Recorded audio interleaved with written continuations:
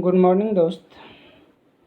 मैं Amrendra sir tyre class channel पर आप सभी का स्वागत करता हूं। दोस्त, मैं आज आप लोग के बीच में रे ऑप्टिक्स का ही एक महत्वपूर्ण फॉर्मूला VVI क्वेश्चन लेकर आया हूं। दोस्त, ये एग्जामिनेशन में आने की संभावना है फ्रेंड। तो रे ऑप्टिक्स का ही टॉपिक चल रहा है आपका। रे ऑप्टिक्स में ही यह एक फार्मूला है जो अति महत्वपूर्ण है, 2018 में आया हुआ क्वेश्चन है। दोस्त, इसी के बारे में एक बार फिर आप लोग समझेंगे। इसको हम समझाने जा रहे हैं और इसके बारे में डिस्कस करेंगे कि ये क्या है और इसे कैसे सत्यापन करेंगे और फार्मूला क्या है। तो दोस्त, यहाँ पर आप देख रहे होंगे हेडिंग दिया हुआ है कि किसी प्रिज्म द्वारा न्यूनतम विचलन की स्थिति में सत्यापित करें कि अभी अभी आप लोग को बताए हैं दोस्त इससे पिछले वीडियो में कि न्यूनतम विचलन की अवस्था उभयसी अवस्था, यदि समझना है तो समझ के याद करें, न तो रट लें।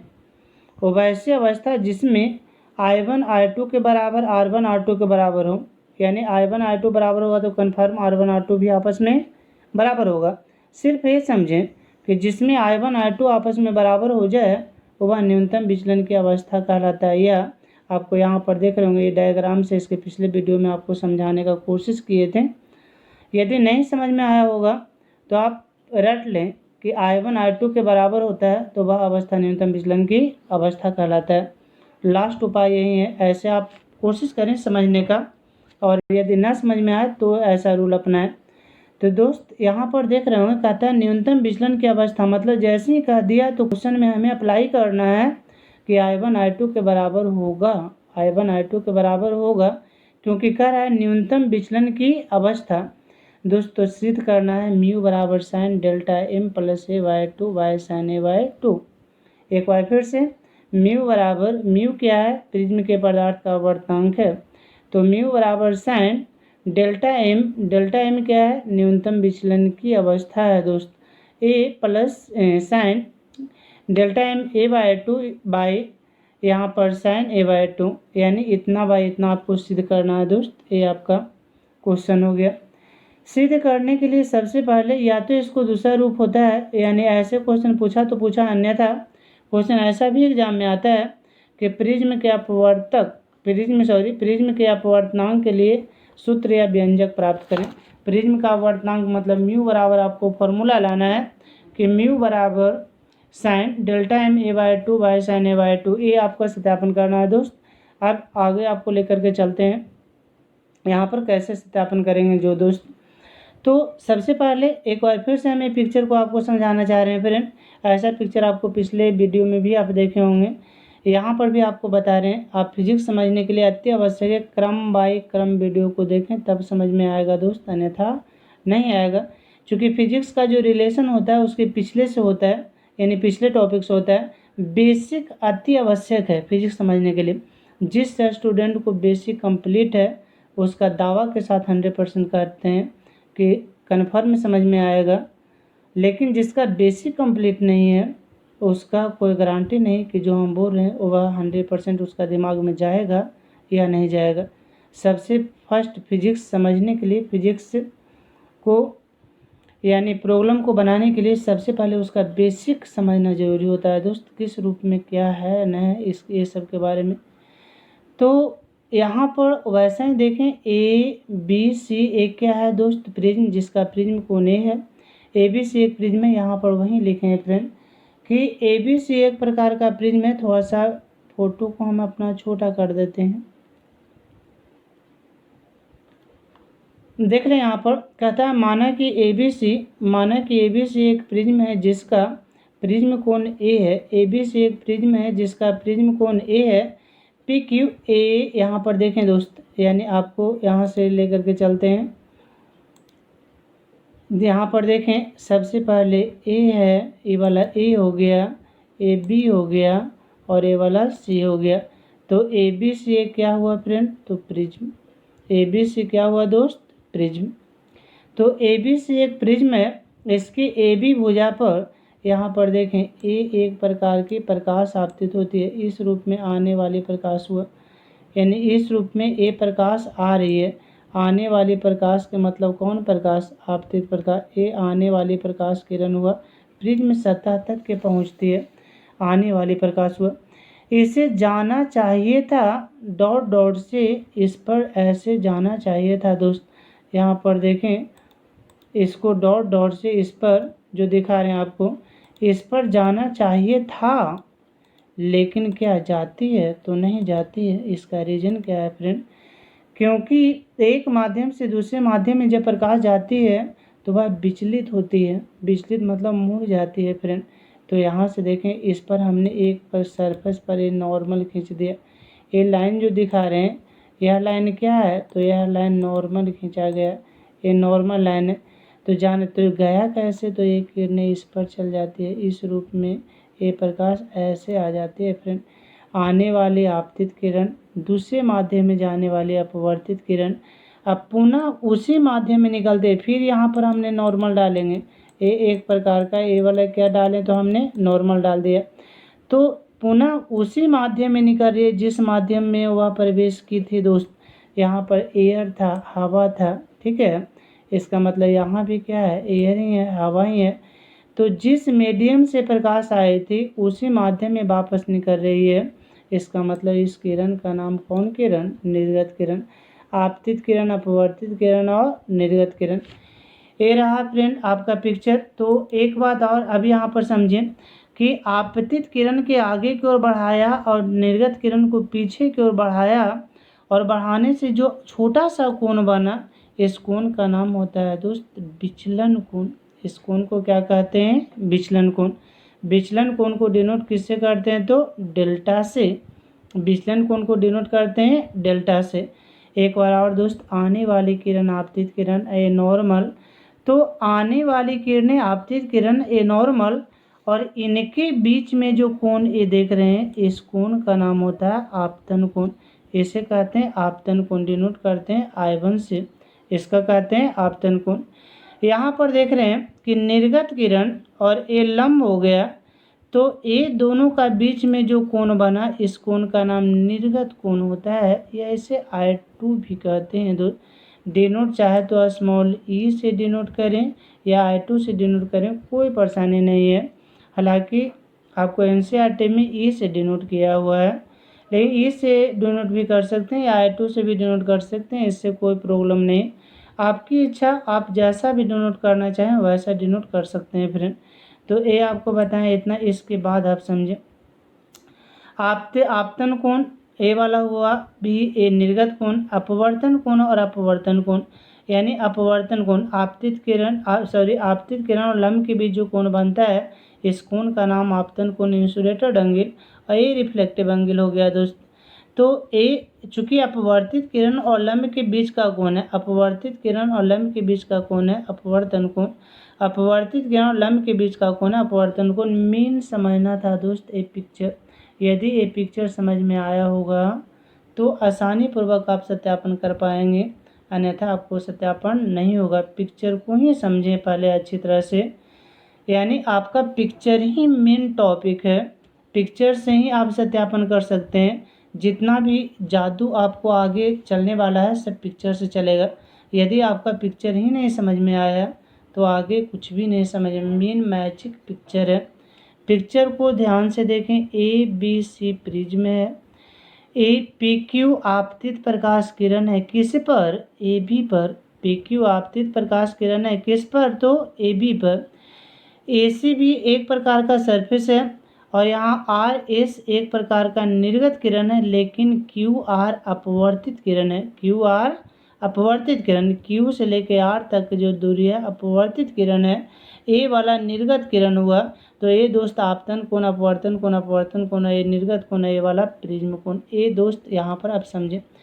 माना कि यहाँ लिखा हुआ है, माना कि ABC एक प्रिज्म है जिसका प्रिज्म कोण, यहाँ पर देखें, जिसका प्रिज्म कोण A है। PQ AB सतह पर आपतित किरण है। PQ AB सतह पर आपतित किरण। PQ किस सतह पर?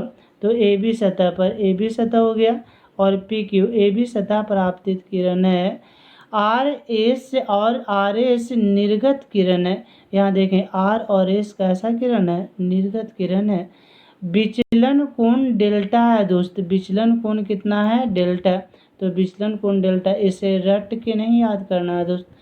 आप फ्रेंड पिक्चर को समझें और पिक्चर के बारे में लिखा हुआ है, एक कोई ज़रूरी नहीं कि जैसा हमने लिखा है उस रूप में आप लिखें, आपकी इच्छा दोस्त, आप जैसा भी लिखना चाहें, लेकिन हाँ बट पिक्चर के बारे में सटीक भाषा में होना चाहिए फ्रेंड। तो सबसे पहले इतना हमने लिख दिया। अब सवाल उठा कि सर नहीं लिखेंगे तो क्या गलत होगा? गलत नहीं होगा फ्रेंड, लेकिन ये लिखना भी अनिवार्य है, चूँकि बनावट क्रिया विधि उसका सत्यापन वगैरह सब चलता है। तो इतना आप पिक्चर के बारे में पहले ऐड करेंगे, लिखेंगे, उसके बाद ही सत्यापन पर हाथ लगाएंगे। तो आगे चलते हैं फ्रेंड। यहाँ पर अब सबसे पहले इतना सब लोग यानी पिक्चर से संबंधित ये सारा बात आप नोट करेंगे दोस्त, उसके बाद आपको आगे लेके चलते हैं। तो नोट कर लिए होंगे, अब आगे चलते हैं। यहाँ पर देखें, कहता है सबसे पहले दोस्त यहाँ पिक्चर भी बनाते गए हैं, यानी क्यू डी आर में त्रिभुज है जिसका नाम है क्यू डी आर। यहाँ पर दोस्त इसका नाम क्यू है, ये नाम छूट गया है फ्रेंड, ये क्यू हो गया, यानी सॉरी यहाँ पर क्यू डी आर, तो ए वाला क्यू हो गया दोस्त, यानी क्यू ए वाला ऊपर में जो पॉइंट है दोस्त, यहाँ पर देख रहे होंगे, यानी यहाँ मिटा दे रहे हैं, यानी ऊपर में ए डी है, ठीक है, ऊपर में क्या है तो डी, तो ए वाला डी है दोस्त, तो क्यू डी आर, आई वाला क्या है आर। तो क्यू डी आर में एक प्रकार का ट्रायंगल है, त्रिभुज है, आप पढ़े होंगे दोस्त 9th में, कि दो सुदूर अंतःकोणों का योग बहिष्कोण के योग के बराबर होता है। दो सुदूर अंतःकोणों का योग बहिष्कोण के योग के बराबर होता है। जो आंतरिक कोण होते हैं ए वाला और ए वाला, ये बाह्य कोण के बराबर होते हैं। ये एक प्रकार का प्रमेय है, 9th में सत्यापन भी करना है दोस्त। अभी अभी आपको बोलें, कोई भी फिजिक्स का फॉर्मूला समझने के लिए बेसिक अनिवार्य चीज़ होता है। एक फिजिक्स फार्मूला सत्यापन करने में काल्पनिक कितना फार्मूला यूज हो जाता है, यानी इसका कोई पता नहीं, सब बेसिक से यूज होता है, इसीलिए कहते हैं बेसिक आप समझें। बेसिक यदि कंप्लीट है तो किसी भी फार्मूला को आसानीपूर्वक आप सत्यापन कर सकते हैं फ्रेंड। तो ए एक प्रकार का कोण है, एक कोण विचलन कोण, इसे डेल्टा कहेंगे। यहाँ पर है क्यू, ए वाला क्या था दोस्त, तो ए वाला क्यू था, ए वाला क्या था तो ए वाला डी था, तो क्यू डी, और ए वाला क्या था तो क्यू डी और आर एक प्रकार का ट्रायंगल है, त्रिभुज है। तो इसमें आपको बताएं कि दो सुदूर अंतःकोणों का योग बहिष्कोण के योग के बराबर होता है। यहाँ दोस्त तो ए वाला और ए वाला जोड़ डेल्टा के बराबर, तो डेल्टा बराबर I1 घटाव R1, I1 घटाव R1 देख रहे होंगे। और जोड़ यहाँ पर I2 घटाव R2, ए वाला I2 है, तो I2 घटाव क्या R2। अब ये समझे फ्रेंड, ए I1 और R1 आया कहाँ से, इसके बारे में आपको पहले समझा देते हैं। तो इसको लिए आपको फिर पुनः पुराना पिक्चर पर जाना होगा। ये पिक्चर पर यहाँ पर देखें, इस प्रकार का एक बार फिर से इसको हम समझाना चाह रहे हैं। ये एक प्रकार का लाइन है फ्रेंड, यानी इसको अच्छी तरह से खींच रहे हैं, यानी यह एक प्रकार का लाइन हो गया, तिर्यक लाइन है। इस पर आने वाली एक प्रकार का किरण हो गया, इस किरण का नाम है आपतित किरण, आने वाले प्रकाश का किरण है। एक कौन किरण हुआ फ्रेंड, आपतित किरण। और इस पर हमने यहाँ से इस रूप में नॉर्मल एक प्रकार का लाइन भी खींच दिया, नॉर्मल लाइन। तो इसको हमने एक प्रकार का नॉर्मल लाइन, यहाँ से देखें एक प्रकार का नॉर्मल लाइन हमने खींच दिया। इसे जाना चाहिए था इस पर ऐसे, बट जाती नहीं है दोस्त। ए वाला यहाँ से ऐसे इस रूप में चल जाती है, यानी ऐसे चल गई। तो ए जो नीचे का कोण था, ये देख रहे हैं, वो R1 था दोस्त। ये कितना था R1, और ए वाला जो कोण है, ए कोण कितना था I1, यानी ए वाला जो कोण था वह कितना I1। अब फ्रेंड ये टोटल I1 है, तो ए वाला भी टोटल कितना होगा I1 होगा। ये टोटल I1 है, और नीचे वाला कोण R1 है। तो अब आप ही बता दें कि यहाँ से लेके ए वाला जो कोण है, यानी यहाँ पर देखें एक बार फिर से आपको दिखाते हैं, ए वाला जो कोण दिख रहा है अब ये कितना होगा, तो ए वाला हो जाएगा यानी I01 घटाव कितना, I1 घटाव R1, I1 घटाव R1 क्या हो सकता है या नहीं हो सकता है। तो ऊपर वाला कोण देख रहे हैं, ये टोटल I1 था, नीचे R1 था, तब ऊपर वाला कोण I1 घटाव R1 यही हमने किया था फ्रेंड। तो ए वाला आया था रियल, तो यही हमने यहाँ पर आपको दिखाएं कि I1 घटाव R1, उसी प्रकार I2 घटाव R2, वहीं से आप समझ सकते हैं। क्योंकि ज़्यादा में वीडियो लंबा हो जाएगा ज़्यादा, यानी शॉर्ट में आपको करने का कोशिश कर रहे हैं। अब यहाँ पर करें क्या, तो I1 और I1 एक जगह कर दें, I1 प्लस I2, R1 एक जगह, minus common, minus minus plus, तो R1 प्लस R2 इक्वेशन 1 हो गया दोस्त। अब इसके बाद आगे चलते हैं, ये चतुर्भुज हो गया। तो यहाँ पर देखें दोस्त, चतुर्भुज है, यानी चतुर्भुज के चारों कोनों का योग 360 होता है। चतुर्भुज के चारों कोनों का योग 360 होता है। तो यहाँ पर देखें एक भुजा हो गया, एक भुजा है, यहाँ पर देखें ये दूसरा भुजा, ये तीसरी भुजा और ये वाला चौथी भुजा, 4 भुजा। तो सब कोण का योग कितना, 360। तो ये 90 नॉर्मल है दोनों। ये वाला आप वहाँ से चतुर्भुज पिक्चर को आप देख लेना ऊपर जा करके, वहीं से हमने किया दोस्त। तो A plus Q plus E plus R सब कोण का जोड़ बराबर 360। ए का मान एक यहाँ ए के जगह पर ए और क्यू के जगह पर 90, ई के जगह पर ई और आर के जगह पर 90, इतना हो गया। तो ए प्लस ई बराबर 360 घटाव 80 बराबर ए प्लस ई बराबर 180 डिग्री। इसे इक्वेशन 2 मान लें फ्रेंड, इसको इक्वेशन 2 मान लें। अब फिर आगे चलते हैं दोस्त यहाँ से, यानी क्यू ई और आर में, क्यू ई आर में यहाँ पर आपको देखो पिक्चर, यहाँ पर देखें ये वाला क्यू है, ये ई है और ये आर है। तो नीचे I1 R1 है ना, यहाँ पर ई वाला कोण ई है, यहाँ पर छूटा हुआ नामांकन, यहाँ पर ए वाला क्या होगा, ई हो जाएगा। तो ए वाला ई हो जाएगा, ए डी है, ये क्यू है, यहाँ पर कितना था, तो क्यू था, तो ये क्यू है, ई वाला कितना है, तो ई वाला कोण है जो आर है, तो आर है और ऊपर में डी है। तो क्यू यहाँ ए क्यू ई आर में, चतुर्भुज के चारों कोणों का आप नीचे त्रिभुज क्यू ई और आर में। अब देखें दोस्त आगे चलते हैं, तो क्यू ई आर में लेकर के चलते हैं फ्रेंड। यहाँ पर आप देख रहे होंगे क्यू ई आर में तो तीनों कोणों का योग कितना होता है दोस्त, तो 180। त्रिभुज के किसी प्रकार का ट्रायंगल है, ट्रायंगल के तीनों कोणों का योग 180 होता है। तो यहाँ पर Q plus E plus R, Q plus E plus R बराबर 180। तो एक का जगह पर R1, इसके जगह पर ई, इसके जगह पर R2, इतना इक्वल टू 180 डिग्री हो गया। अतः R1 प्लस R2 प्लस ई बराबर 180। अब समीकरण 2 और 3, इसमें भी 180, इसमें भी 180। तो यहाँ लेफ्ट राइट बराबर तो लेफ्ट भी बराबर, अतः ए प्लस ई, तो ए प्लस ई बराबर R1 प्लस R2 और जोड़ ई। अब बताएं दोस्त, ई से ई कैंसिल हो गया, यहाँ पर देख लें, यानी ई से ई कैंसिल, तो बचा क्या, तो ए बराबर R1 प्लस R2, ए बराबर R1 प्लस R2 बच गया। अब इसके बाद आगे देखते हैं, समीकरण 1 में मान रखते हैं, समीकरण 1 में आप वैल्यू रख देते हैं। तो 1 में यहाँ पर देखें एक इक्वेशन यहाँ पर माने थे, अब R1 प्लस R2 के जगह पर ए रख देंगे तो डेल्टा बराबर आ जाएगा दोस्त। यहाँ पर देखें, यानी डेल्टा बराबर है, यहाँ पर आपको दिखा रहे हैं डेल्टा बराबर I1 प्लस I2 माइनस ए वैल्यू रख दिए, इसे इक्वेशन 5 मान लिए फ्रेंड। अब कहता है न्यूनतम विचलन की स्थिति, आपको बोले थे यदि याद समझना है तो समझ लो, न तो रट लो कि न्यूनतम विचलन की स्थिति क्या है, तो जिसमें I1 I2 आपस में बराबर हो। जब I1 R2 बराबर होगा तो R1 R2 ऑटोमेटिक बराबर हो जाएगा दोस्त। तो ये वैल्यू रख देना है और ये सिद्ध होगा, न्यूनतम विचलन की अवस्था रहेगा तभी सिद्ध कर सकते हैं, अन्यथा ये फार्मूला सत्यापन आपसे नहीं होगा। क्वेश्चन में भी पूछेगा कि न्यूनतम विचलन की अवस्था में सिद्ध करना है। तो I1 I2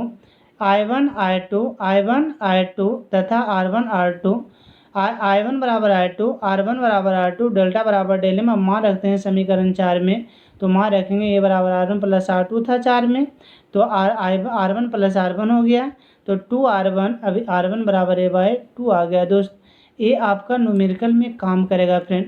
ये वाला फार्मूला याद रखना, न्यूनतम विचलन की अवस्था कहेगा तभी ये फार्मूला लगाना कि R1 बराबर होता है A/2। तो इतना नोट करें दोस्त। अब इसको आगे चलते हैं लेकर के। तो यहाँ पर हो इसके बाद आगे समीकरण 5 में वैल्यू रखते हैं, तो डेल्टा एम बराबर I1 प्लस I1 I2 की जगह पर I1 माइनस से 2I1 माइनस से इधर आया दोस्त प्लस में हो गया, तो I1 बराबर यानी delta M plus A by 2, I1 बराबर डेल्टा एम ए बाई 2। अब यहाँ से I1 का मान, तो प्रिज्म के पदार्थ का आवर्तनांक म्यू हो, तो एक स्नेल का नियम हमने पढ़ाया था दोस्त। स्नेल का नियम क्या होता है, तो स्नेल का नियम आप लोग पढ़े होंगे फर्स्ट एक्सरसाइज में, स्नेल का नियम, और स्नेल का नियम 10th क्लास में पढ़ना था दोस्त। तो स्नेल का नियम म्यू बराबर sine I by sine R, आपतन कोण का जया अपवर्तन कोण का जया का अनुपात एक नियतांक राशि होता है, इसे स्नेल का नियम कहते हैं। आपतन कोण का जया अपवर्तन कोण का जया का अनुपात एक नियतांक राशि होता है, इसे स्नेल का नियम कहते हैं। तो स्नेल के नियम से लेकर चलें दोस्त कि म्यू बराबर यानी sine I1 by sine I1 by sine R1, यानी sine I by sine R होता है, तो 1 तो नीचे 1 ऊपर 1 नीचे 1। अब यहाँ पर इतना बाई इतना आ गया, यानी इतना पाउंड इतना, तो म्यू इक्वल टू, अब I1 की जगह पर मान रखें, तो I1 का मान यहाँ पर दोस्त यानी delta M plus A by 2, I1 कितना है, तो delta M A by 2 value रख दें फ्रेंड यहाँ पर, यानी R1 का मान कितना है, तो R1 का मान देखने के लिए ऊपर में जाएंगे, यहाँ पर R1 का मान दिया हुआ है, R1 का वैल्यू आया है a बाई 2, R1 का वैल्यू a बाई 2। तो यहाँ पर देखें दोस्त यानी a बाई 2 रख देना है, इसके स्थान पर मान रखेंगे a बाई 2, तो यहाँ पर आपका a बाई 2 आपका समझिए यही आपका मेन रिजल्ट आ गया फ्रेंड। आपका a जो है 5 नंबर का सवाल आपसे पूछे जाते हैं, यदि आपको सिद्ध करने के लिए आए तो इतना आपको सत्यापन करना है फ्रेंड, यही आपका प्रूफ डेट करना। हो सकता है इस बार भी एग्जामिनेशन में एक क्वेश्चन दे दे।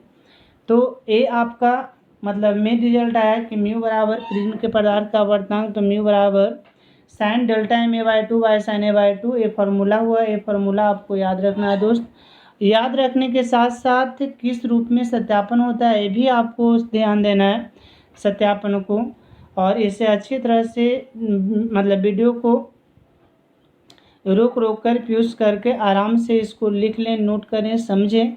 एक बार नहीं समझ में आया दोस्त दोबारा इसको देखें, दोबारा देखें, लेकिन आपका ये सवाल अति महत्वपूर्ण है। ये मतलब क्वेश्चन से ये मतलब जो फार्मूला है इससे ऑब्जेक्टिव आया, 2 नंबर आया, 5 नंबर आया, ये क्वेश्चन एग्जामिनेशन में 100% आएंगे फ्रेंड। एग्जामिनेशन की यदि अच्छी तरह से आपको तैयारी करना है तो आप इस वीडियो को 1 2 3 बार, जब तक आपको समझ में नहीं आता है जब तक देखें। यदि इसके बाद भी नहीं समझ में आता है तो कमेंट बॉक्स में कमेंट करके आप लिखें कहाँ पर आपका क्या प्रॉब्लम हो रहा है। ऐसे हम आशा उम्मीद करते हैं कि आपका प्रॉब्लम ना हो, बेसिक यदि कंप्लीट रहेगा तब। इससे पहले का वीडियो अवश्य देखें, उसमें आपको बेसिक इसका बताया है दोस्त।